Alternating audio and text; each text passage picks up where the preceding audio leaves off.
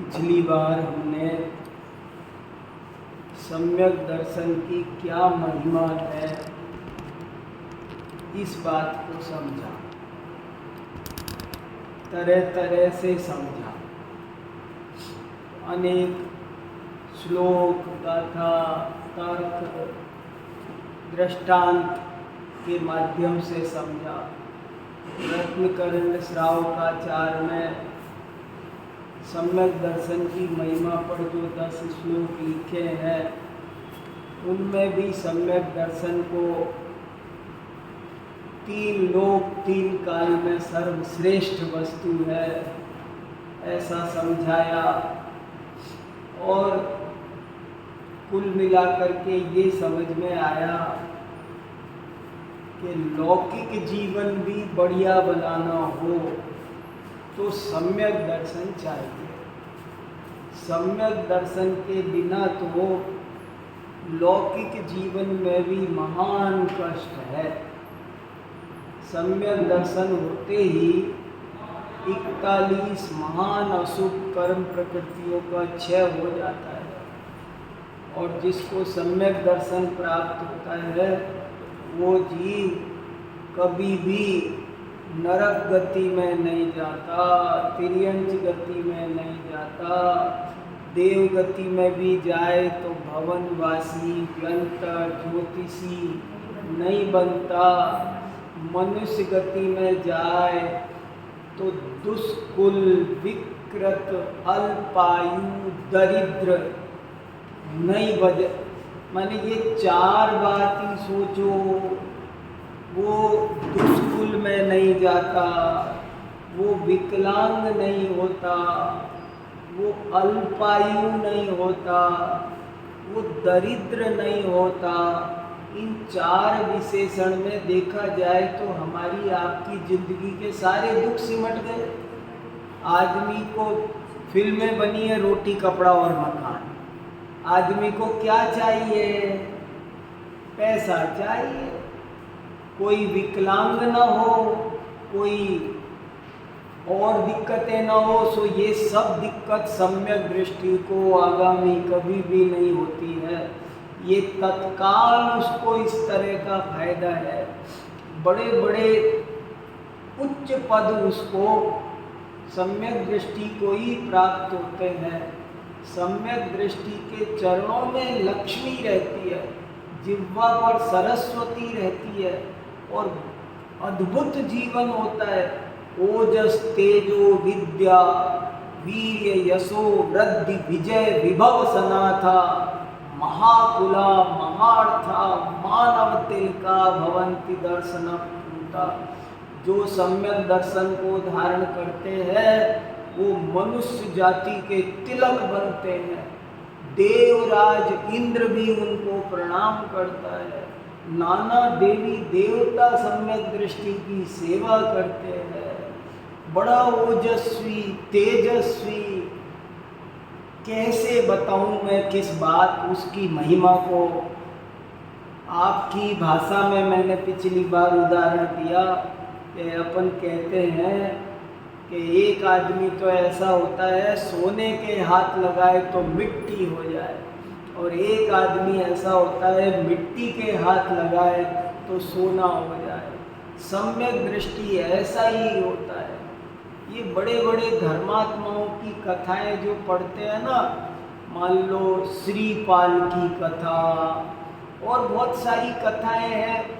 ऐसे ऐसे हुआ, सब लोग दुश्मन हो गए, समुद्र में धक्का दे दिया पर कुछ बाल बांका नहीं हुआ। इतने बड़े समुद्र में धक्का दिया तो बाल बांका नहीं हुआ। राज दरबार में आकर उसको कहा कि ये तो चांडालों का है, तो उसका कोई कुछ भी कर ले, पर जिसको सम्यक दर्शन प्राप्त हो जाता है उसका जीवन बहुत ही उच्च कोटि का बन जाता है। जिन 2 चीज़ों के लिए हम तरसते हैं वे सब चीज़ें उसे बिना मांगे मिलती है। बिन मांगे मोती मिले, मांगी मिले न भीख।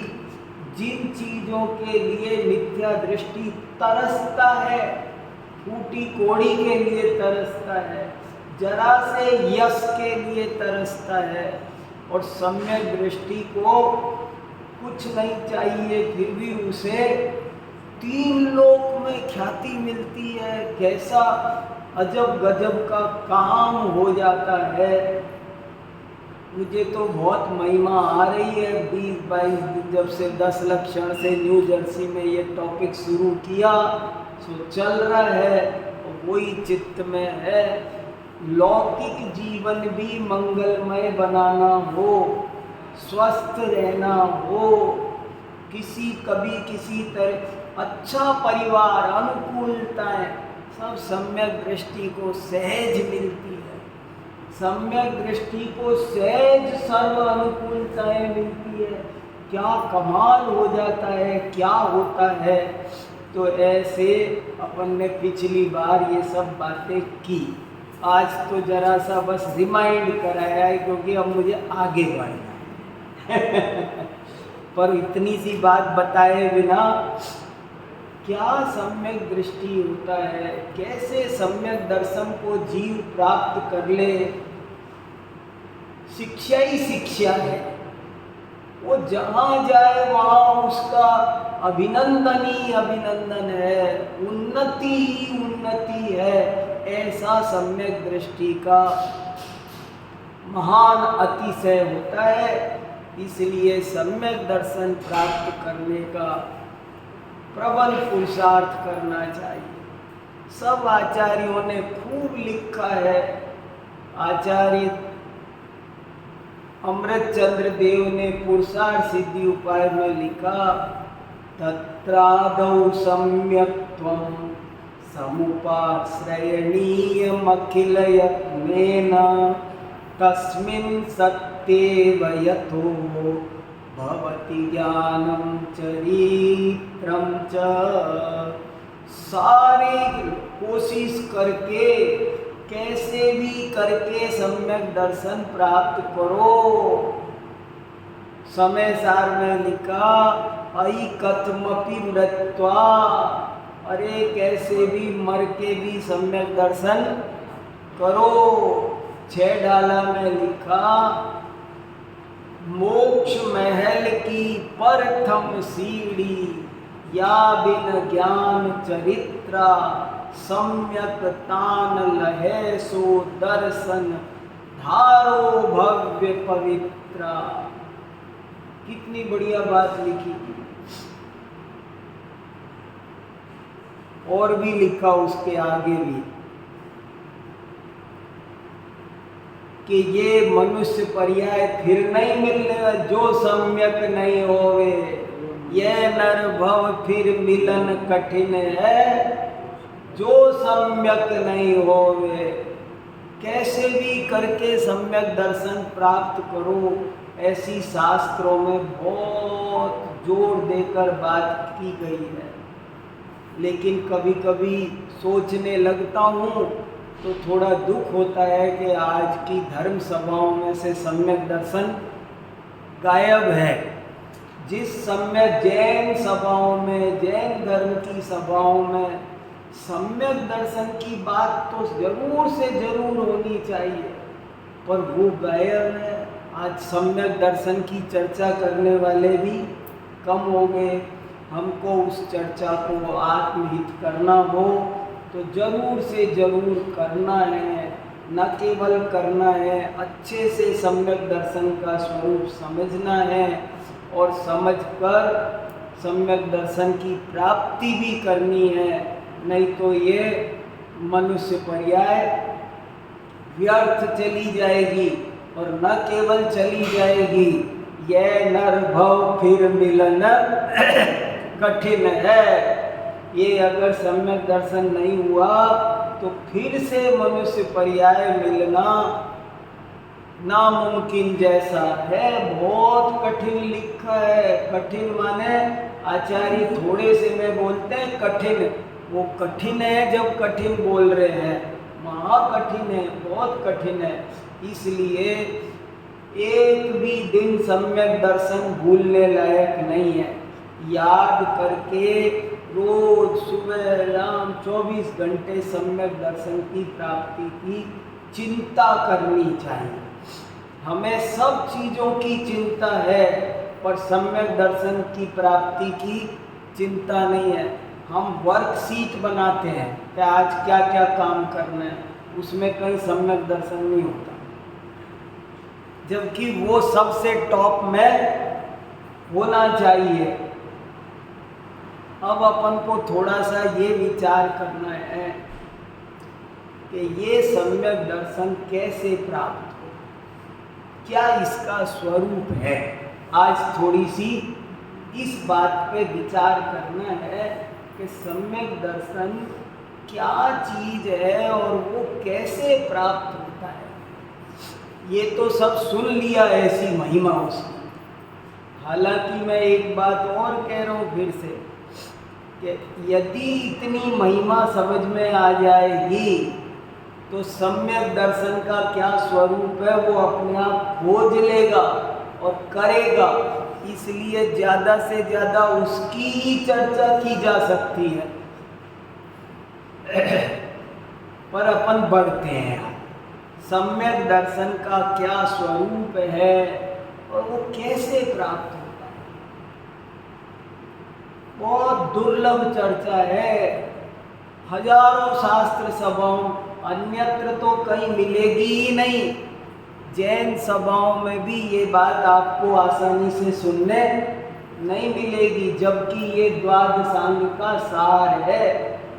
सम्यक दर्शन ये कोई अद्भुत चीज है और ये सबको आसानी से नहीं प्राप्त होती है। इसके लिए एक अजीब अद्भुत पात्रता चाहिए होती है। और मैंने पिछली बार ये बात कही थी, फिर जोर दे रहा हूँ कि सम्यक दर्शन क्या है, कैसे। कितने ही लोग तो यही समझते हैं कि हम जैन धर्म में पैदा हो गए तो हो गया सम्यक दर्शन। वो रास्ता बंद करना है।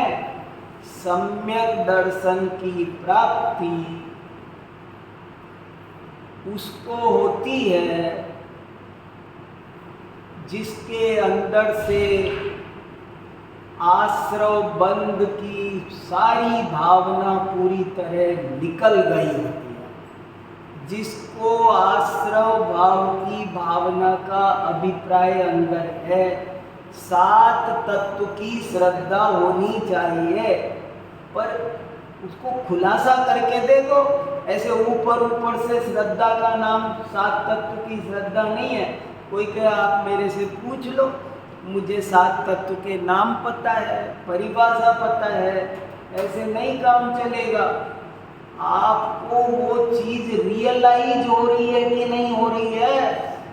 आश्रव भाव की भावना पूरी तरह नष्ट होनी चाहिए और शुद्धोपयोग की, जिसके अंदर प्रबल भावना जागृत हुई है, जिसे शुद्धोपयोग के अलावा कुछ नहीं चाहिए। अब बताओ, अभी तो कहा था, अभी तो कितनी चर्चा चल रही थी, 1 घंटा उस दिन चल गई, आज चल गई थोड़ी देर, कि सम्यक दर्शन प्राप्त हो तो सब कुछ मिलता है। और अब कह रहे हैं कि जिसको ये कुछ नहीं चाहिए उसको सम्यक दर्शन होता है। जो ओजस्वी, तेजस्वी, महातिलक, ये कोई कुछ और बड़े बड़े पद, जिसे ये नहीं चाहिए उसे ये मिलते हैं। ये चाहिए तो सम्यक दर्शन नहीं होता है। सम्यक दर्शन की ये लाइन मैं कोशिश कर रहा हूं कहने की, सरल नहीं है कहना और बताना। सम्यक दर्शन उसको प्राप्त होता है जिसे शुद्धोपयोग ही चाहिए, जिसको किंचित भी राग उपादेय नहीं लगता है, जिसे समस्त राग द्वेष पूरी तरह हेय भाषित हुए हैं, जो पूर्ण वीतरागता ही चाहता है और कुछ नहीं चाहता है, उसे सम्यक दर्शन की प्राप्ति होती है। और ये सबको नहीं है, रेयर किसी को होता है, बाकी सबको तो आर्त ध्यान, रौद्र ध्यान, चार प्रकार के ध्यान है ना,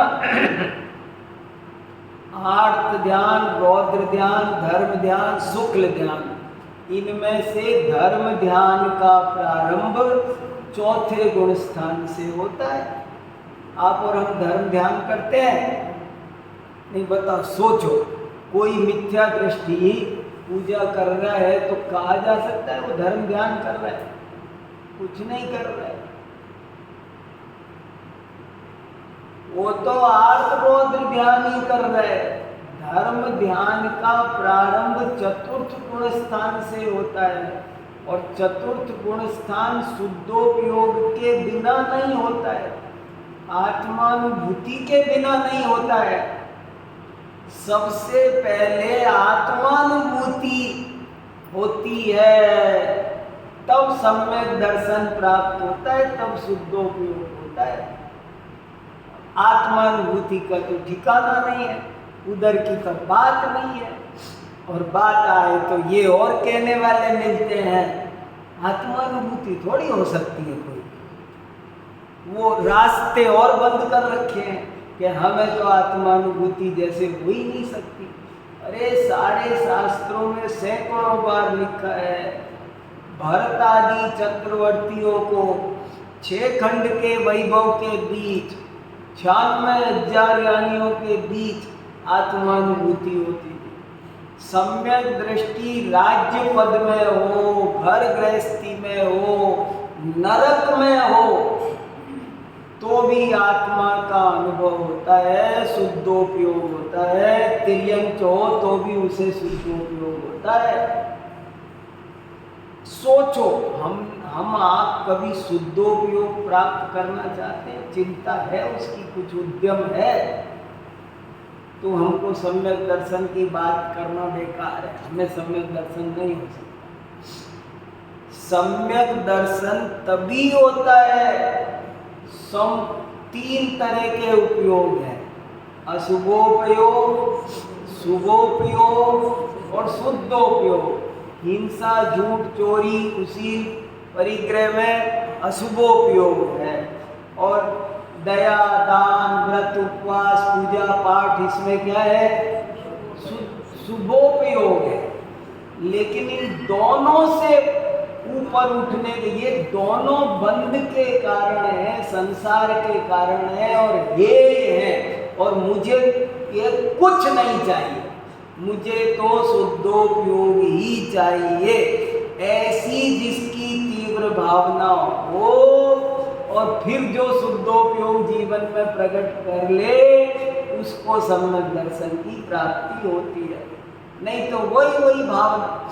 ये बात कितनी बड़ी लिखी है, 12 अणुरेखा है कुंदाचार्य का, उसमें लिखा है धर्म ध्यान चतुर्थ गुण स्थान से प्रारंभ होता है, उसके पहले होता नहीं, और चतुर्थ गुण स्थान शुद्धोपयोग के बिना नहीं होता।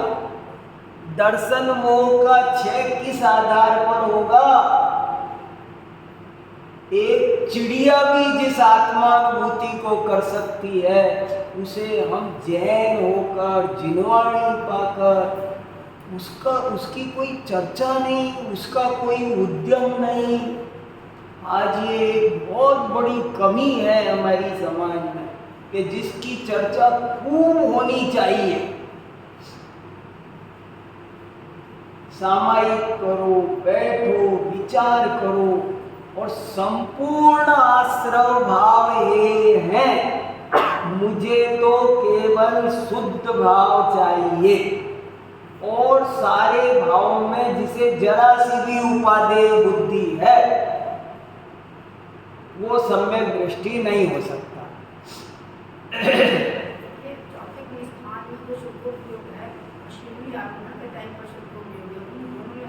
बड़ा भारी अंतर है, बहुत क्वालिटी क्वांटिटी थोड़ा बढ़ता जा, बाद में धीरे धीरे शुद्धोपयोग बढ़, श्रेणी चढ़ने वालों का शुद्धोपयोग और ये चतुर्थ गुण स्थानवर्ती का शुद्धोपयोग, ये तो बहुत ना जैसा है।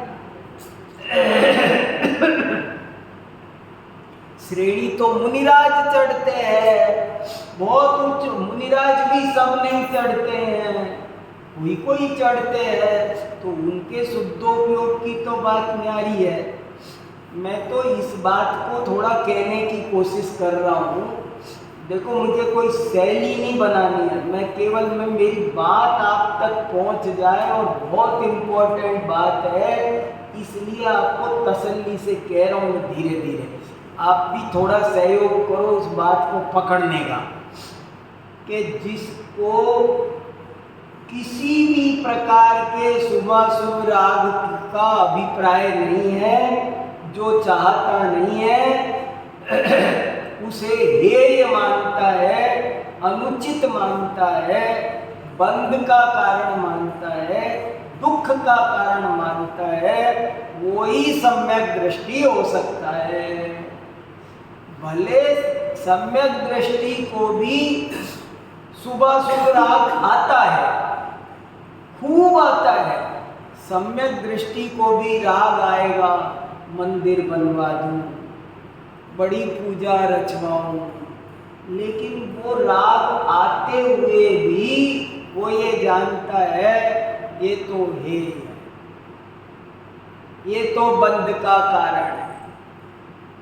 देखो, मैं एक बात बहुत कहता रहता हूँ, आजकल बड़ी चल रही है, जैन धर्म का भी लोगों को कुछ खबर नहीं है जैन धर्म क्या है, और जैन धर्म के नाम पर भी बहुत सारे तमाशे, लेकिन भीड़ तो भीड़ है, उनको किसी की बुराई नहीं करनी है, जाने दो, जो दुनिया में सदा ही ऐसा होता आया है, कोई कोई जीव ही निकल कर आएंगे जिनको तत्व ज्ञान होगा, सबको नहीं मिलने वाली है ये बात, लेकिन ये चर्चा ही गायब हो रही है।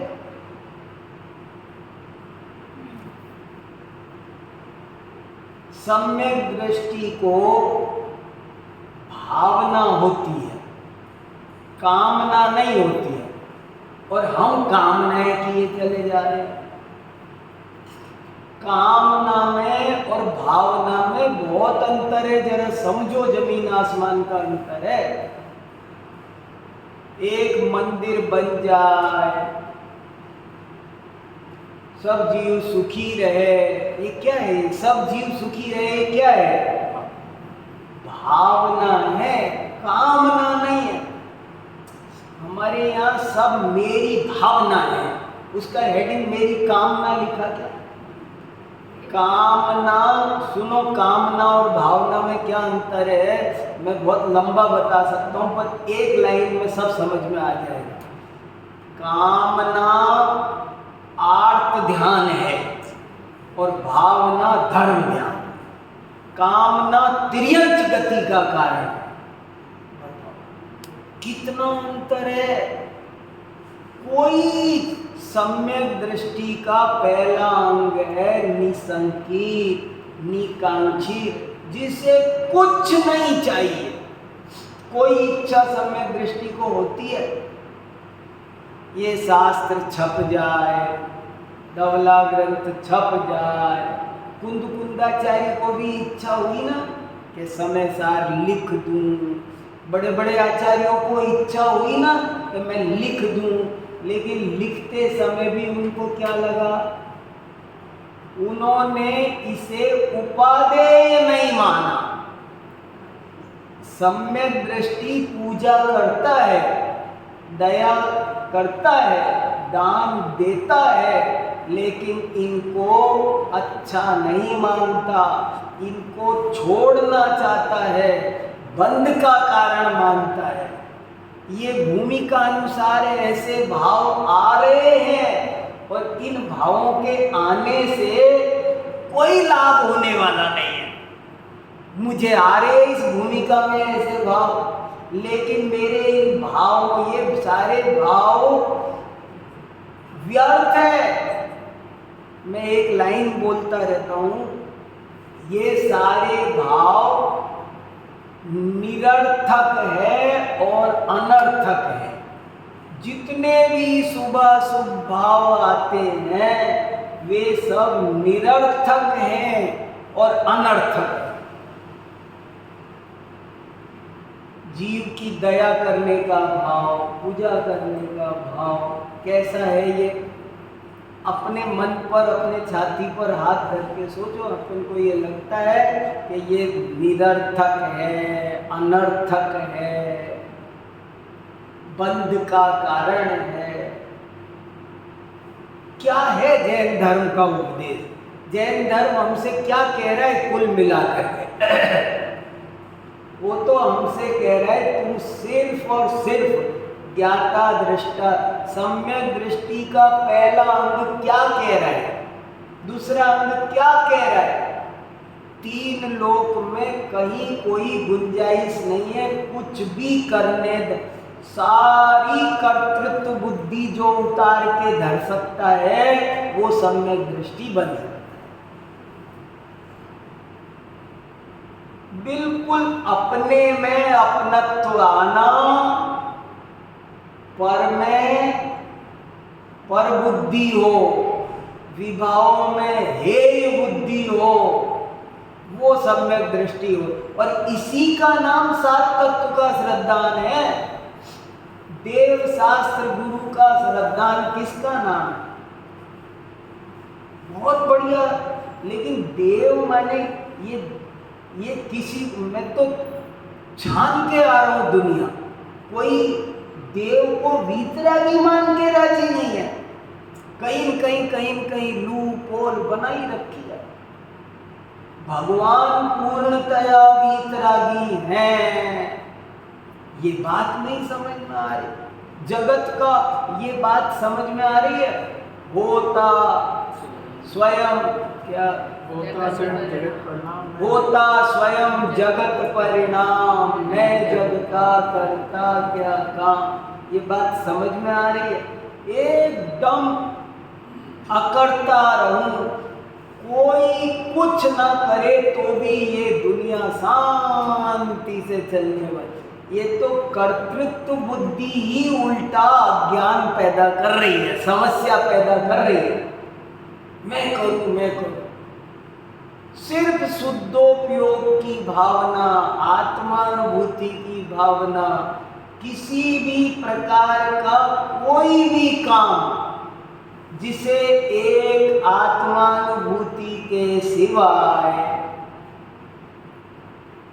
कोई भी भाव अच्छा नहीं लगता है, उपादेय नहीं लगता है, एकदम हेय भाषित होता है, वो सम्यक दृष्टि बन सकता है।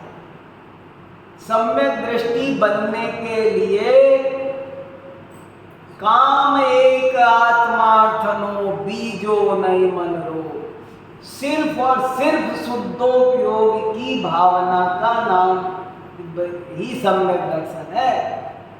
अब ये सैकड़ों जगह है, कितना शास्त्रों में इतना जोर दे दे के लिखा है।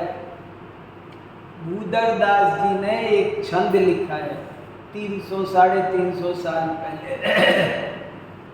जीवन अल्प आयु बुद्धि बलहीनता में, आगम अगाध सिंधु कैसे ताई डाक है। द्वादशांग मूल एक अनुभव पूर्व कला, भवदाग हारी घन सारे की सलाक है। यही एक सीख लीजिए, यही को अभ्यास कीजिए, या को रस पीजे ऐसो वीर जिन वाक है। इतनो ही सार यही आत्म को हितकार, यही लो मदार और आगे ढुक ढाक है। सारा सार, जीवन का सार, द्वादशांग का सार एक आत्मानुभूति है। अब उसकी तो कई दूर दूर तक सपने में भी हमें याद नहीं आती है, और हमें सम्यक दर्शन हो जाए। हमें रोटी चाहिए, कपड़ा चाहिए, सब चीजें चाहिए, हम उसी दुनिया भर की चीजें चाहिए हमको, ले दे करके जीव को पुण्य की ही अभिलाषा है। और उसी के लिए बताओ, सम्यक दर्शन होने से पहले जितना भी पूजा पाठ व्रत उपवास है वो किस खाते में जाएगा? सोचो तो सही। आर्त ध्यान के खाते में जाएगा।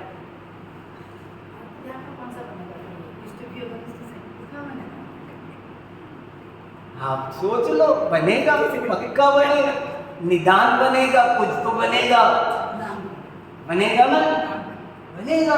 जो काय के लिए कर रहे हैं, क्यों कर रहे हैं?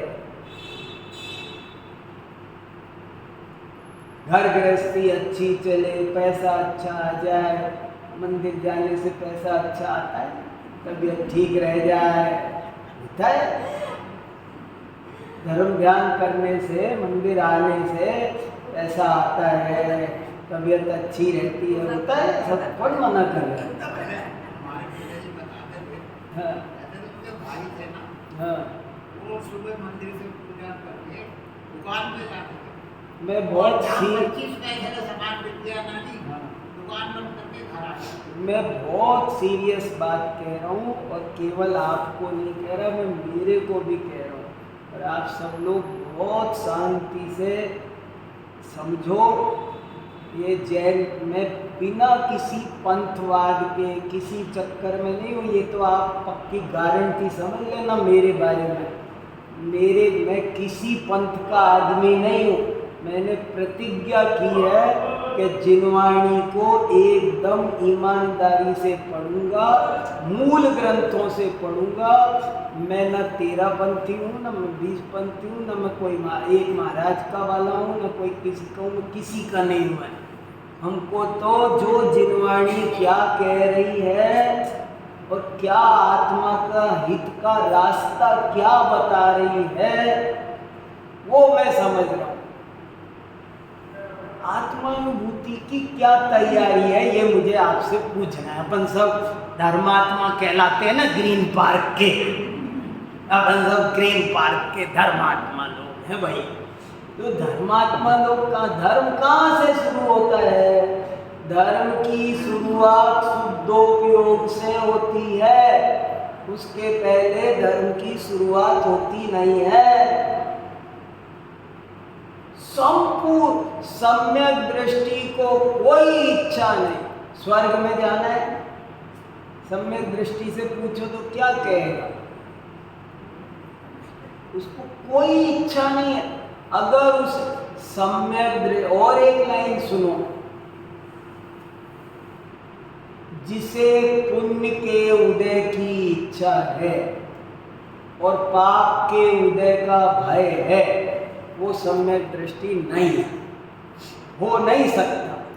जो पाप के उदय से डरता हो और पुण्योदय की अभिलाषा रखता हो, वो सम्यक दृष्टि नहीं हो सकती। इसका मतलब है तुझे कुछ बदला बदली चाहिए, जिससे दुनिया का कुछ बदलना नहीं है। जो है वो शांति से स्वीकार है, वो सम्यक दृष्टि है। क्या बदलना है, क्यों बदलना है, क्या चाहिए क्या? और अगर कुछ चाहिए तो निकांक्षित अंग नहीं, निर्विचिकित्सा नहीं, अमूढ़ दृष्टि नहीं, कुछ होता नहीं। सम्यक दृष्टि को राग आता है, और वो राग को आग जानता है। यह राग आग दहे सदा, वो उसे उपाधि। अब अपना सोचो, अपन को उपादेय लगता है कि नहीं लगता है? हमें तो बहुत मजा आता है। यहाँ तो यही कहा जा रहा है कि वो किंचित भी उसे रोग जानता है, राग को आग जानता है, रोग जानता है। किसी भी प्रकार का उत्कृष्ट शुभ भाव हो, वो भी उसको अच्छा लगता नहीं। उसे तो शुद्ध भाव ही चाहिए। आज कुछ सूक्ष्म चर्चा आ रही है, क्या करूं बताओ। सम्यक दर्शन किसको प्राप्त होता है? सम्यक दर्शन किसका नाम है? और मैं केवल खुलासा कर रहा हूं, मैं कुछ अपनी तरफ। 7 तत्व के श्रद्धान का नाम सम्यक दर्शन है। तो आश्रव माने आश्रव, आश्रव माने आश्रव, यही तो मैं बता रहा हूं, और क्या बता रहा हूं। संवर माने संवर, निर्जरा माने निर्जरा, यही तो समझ रहे हैं। लेकिन वो लगता रहता है उपादेय। कहना और बात है, उन चीजों को करना और बात है, और उनको हितकारी मानना वो और बात है। दवाई खाता है, रोगी दवाई खाता है, पर दवाई खाने को अच्छी बात मानता नहीं है। ऐसे बहुत उदाहरण दिए शास्त्र में। सम्यक दृष्टि की दुनिया न्यारी हो जाती है। कितने उदाहरण दिए। वो नाटक की तरह रहता है, मुनीम की तरह रहता है। मुनीम दुकान पर बोलता रहता है, सेठ जी नुकसान हो गया अपना, सेठ जी अपना फायदा हो गया, इस माल को बेच दो, इसको बचा। सेठ जी आपने बेचा नहीं, मैंने कल भी कहा था, आज और डाउन गए भाव, देखो आज और नुकसान हो गया। मगर ऐसे चिंता करता है, ऐसे लगता है जैसे सेठ जी को परवाह नहीं है, तो उससे ज्यादा इसी को परवाह, इसका नुकसान हो रहा है। लेकिन अंदर से देखो तो वो बहुत कूल है, और उसे पता है कि ये नुकसान हमारा नहीं हो रहा है। शरीर का कुछ भी हो, छिज्जदू भिज्जदू, जिसे एक परमाणु मात्र में अपनापन नहीं हो, किसी पर पदार्थ में अपनापन नहीं हो, वो सम्यक दृष्टि हो सकता है। अपन तो रात दिन कामनाओं में ये ऐसे हो गए, सोचो। अच्छा जरा अपना अपना गणित तो लगाओ, सुबह से शाम तक क्या विचार चलते रहते हैं। कभी ऐसे विचार चलते कि जो हो रहा है होने दो, सब सही है, मैं ज्ञाता दृष्टा हूं, ऐसे विचार चलते। जो हो रहा है वो सब सही है एकदम, हमको किंचित भी उसमें राग द्वेष कर, जरा भी राग द्वेष करने की आवश्यकता नहीं है। तो बहुत बढ़िया। किसी ने बताया साहब उनकी उम्र सो बहुत अच्छा हुआ। क्या अच्छा हुआ? उनकी का तो बुरा हुआ। क्या बुरा हुआ? अच्छे बुरे की भावना के सिवाय हम क्या करते हैं मुझे बता। क्या अच्छा हुआ? नहीं, मैं आपसे पूछ रहा हूं क्या अच्छा हुआ? ये तो कर्म का उदय है ना। नहीं सोचो इसमें क्या अच्छा क्या बुरा। नहीं मुझे फायदा हो गया, 1 लाख रुपए मिले यार, बहुत अच्छा हुआ। क्या बहुत अच्छा हुआ? क्या हो गया? बहुत अच्छा क्या हो गया? और आज 1 लाख रुपए नुकसान हो गए, बहुत बुरा हुआ। क्या बुरा हुआ? नहीं मैं ईमानदारी से पूछ रहा हूँ, बताना क्या बुरा हो गया? बुरा तो क्या हुआ वो तो बताओ तो सही। लगता है क्या अंदर से? कुछ बुरा नहीं हुआ। कहीं कुछ बड़ी बड़ी घटनाओं में सोचो, अगर आपको बुरा भला लगता है तो आप भगवान नहीं बन सकते। जो भगवान नहीं बन सकता वो सम्यक दृष्टि भी नहीं बन सकता। ये भगवान क्या करते रहते हैं मुझे बताओ? जो ये करते रहते हैं, धन्य जिनेश्वर देव तुम नासे कर्म जुआ। ये जो करते हैं ना वही सही जीवन है, और मुझे वो करना है। पर इसका नाम सम्यक दर्शन है, और कुछ करने का नाम नहीं है। ये सरकार बदल जाए, सड़क बदल जाए, मौसम बदल जाए, जीवों का ऐसे हो जाए, क्या कितना खलबली मच रही है तुम्हें, कैसे सम्यक दर्शन होगा? जिसको निरंतर खलबली मच रही है उसको सम्यक दर्शन कैसे होगा? सम्यक दर्शन तो उसके लिए तो सुपर कूल चाहिए, उसको तो 6 द्रव्य की व्यवस्था, जीव अजीव हो जाएगा, कभी अजीव कभी जीव हो जाएगा, क्या क्या होगा मुझे नहीं, ये क्यों नहीं डिस्टर्ब हो रहे? अच्छा आजकल सरकार अच्छी चल रही है तो कुछ करना चाहिए ना अपन को, तो इनको कुछ करना चाहिए, ये कहीं को खड़े हैं ऐसे चुपचाप। अगर कुछ करना चाहिए होता तो ये भी करते, और ये नहीं कर रहे हैं, इसका मतलब है कुछ करना नहीं चाहिए, रास्ता ये है। अब ये समझ में आ रही हो तो बता दो, नहीं आ रही हो तो बता दो। अपने अंतरंग भाव बताओ, अंतरंग भावों की बात है। किसी भी अंतरंग में जो सुमेरु पर्वत की तरह अडिग रहता है कि किसी के करने से कुछ होता नहीं है, और सब बिल्कुल ये वस्तु के स्वरूप में कहीं भी हमारे विकल्पों की, हमारे राग द्वेष की तिल तुस मात्र भी गुंजाइश नहीं है। सारे विकल्प, एक एक विकल्प निरर्थक है, अनर्थक है। अरे कुछ करने की छोड़ो, कुछ बोलने की भी गुंजाइश नहीं है। अरे वो बच्चा है ना, उधर चला गया, छत पे गिर जाएगा, अरे दौड़ो दौड़ो, तेरे दौड़ने से बच जाएगा, बचता हो गिरता होगा तो नहीं। मुनि महाराज भी ध्यान करते हैं ना, जंगल में एक, आप सोचो एक मुनि महाराज ऐसे ध्यान कर रहे और उसी समय एक बिल्ली आई भागती भागती चूहे की तरह, तो महाराज जी क्या करते होंगे? उठ के भगाते होंगे बिल्ली को। कर लिया उनने ध्यान। उस जंगल में तो कभी शेर भाग रहा है हिरण के पीछे, सोचो तो।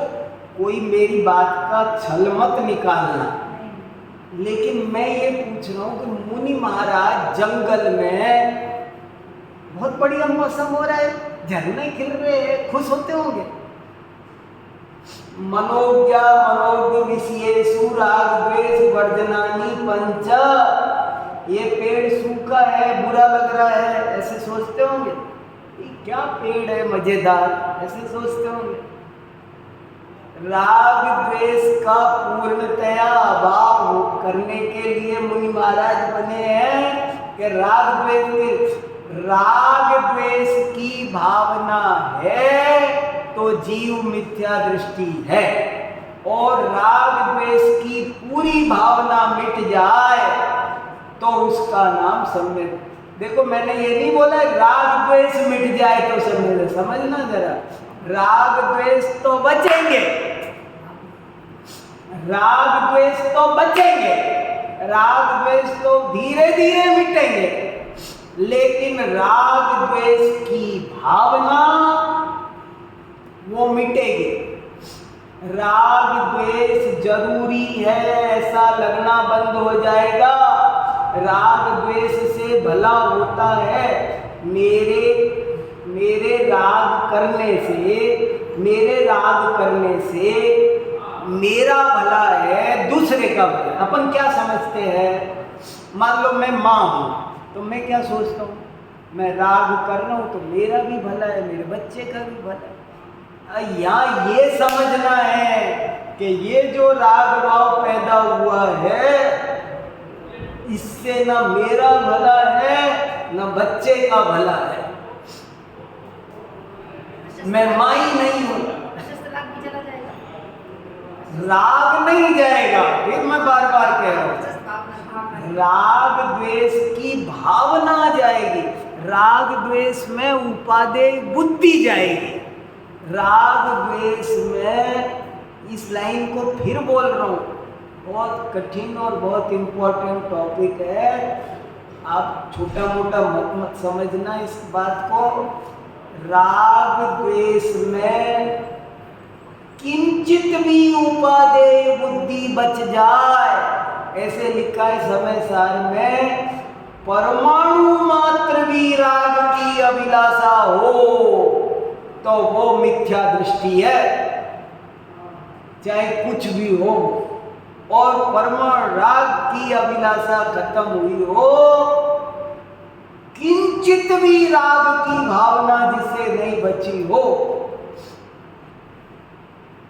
वीतराग 3 भुवन में सार। अब बताओ मैं क्या नया बता रहा हूं, लिखा है ना 6 ढाला में लिखा है ना, 3 भुवन में सार वीतराग विज्ञान का। हर प्रसंग पर क्या करने योग्य है बताओ। नहीं, ज्ञानियों ने कुछ भी किए, लेकिन जो जो किए वो सब हमने भी करना चाहिए। ये कहां से, उन्होंने कब कहा करना चाहिए? उन्होंने भी मना किया, उन्होंने भी हे कहा। बड़े महाराज जी एक वाक्य बहुत बोलते थे और मुझे बहुत अच्छा लगता है। बड़े महाराज जी ने कई दफे बोला, बोले देखो जो मैं करता हूं वो तुम मत करो, जो मैं कहता हूं वो तुम करो। मैं तो बहुत कुछ उल्टा, मेरी भूमिका अनुसार मैं कितनी गलतियां करता हूं, तो तुम वो मत करो। पर मैं जो कह रहा हूं ना, कहना तो जिनवाणी के अनुसार है। और हमारी लाइफ कैसी है? हमारी लाइफ में तो 10 कमी है। मैं कर रहा हूं वो तुम मत करो, मैं जो कह रहा हूं वो तुम करो।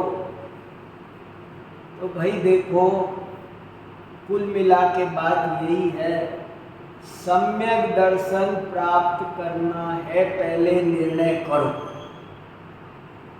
और जल्दी करना है, मुझे एक पल भी बिना सम्यक दर्शन के रहना नहीं है। कब आयु पूरी हो जाएगी इसका भरोसा नहीं है। और सम्यक दर्शन की प्राप्ति उसको होती है जिसे एक शुद्ध भाव चाहिए, संपूर्ण अशुद्ध भाव जिसको हेय भाषित होता है, कुछ एकदम जो वस्तु 3 लोक का परिणमन निशंक है जिसके प्रति वो नहीं। बताओ अभी पंचम काल चल रहा है, अब अपन सब मिलके, सारी दुनिया मिलके क्या करो कि पंचम के बाद में छठा ना आकर चौथा आ जाए। क्या कर बताओ, कोई सारी दुनिया मिलके करे, अमेरिका के राष्ट्रपति भी मिल जाए, सब मिला जाए, कुछ नहीं, कोई तीर्थंकर भी कुछ नहीं कर सकता। हाथ पे हाथ धरकर बैठना जिसको बढ़िया लगता है उसको सम्यक दर्शन हो सकता है। सम्यक दर्शन किसको हो सकता है? जिसे हाथ पे हाथ, ये दशा जिनकी भगवान जैसी बनना, ये आदर्श जीवन है, उत्तम जीवन है। ये जिसकी समझ में आ रहा है, इनको कितनी आकुलता हो रही है कि कितने हमको अपन अखबार पढ़ते हैं, इनको तो पहले ही पता है कि ऐसे इस्राइल में ये विस्फोट होगा, अफगानिस्तान में ऐसे भूकंप आएगा, ये सब पता है ना। पर जिनके मन में जरा भी आकुलता की लहर पैदा नहीं होती है, किंचित भी उद्विग्न नहीं होते हैं, कूल कूल कूल, परम शांत, जय परम शांत मुद्रा सवे। क्या लिखा? सकल गेय ज्ञायक तदपि निजानंद रसलीन, सो जिनेन्द्र जय बंदनित हरिरज रहस विहीन।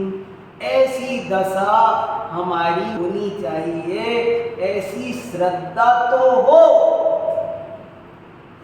फिर वैसे एक जीवन होगा वो अलग बात है, वो चारित्र है। मैं बार बार कह रहा हूं, राग द्वेष अभी नहीं मिटेंगे, लेकिन राग द्वेष की भावना पूरी तरह मिटेगी। राग द्वेष हे भाषित होगा, ये तब जा करके ये सम्यक दर्शन की प्राप्ति हो सकती है। चलो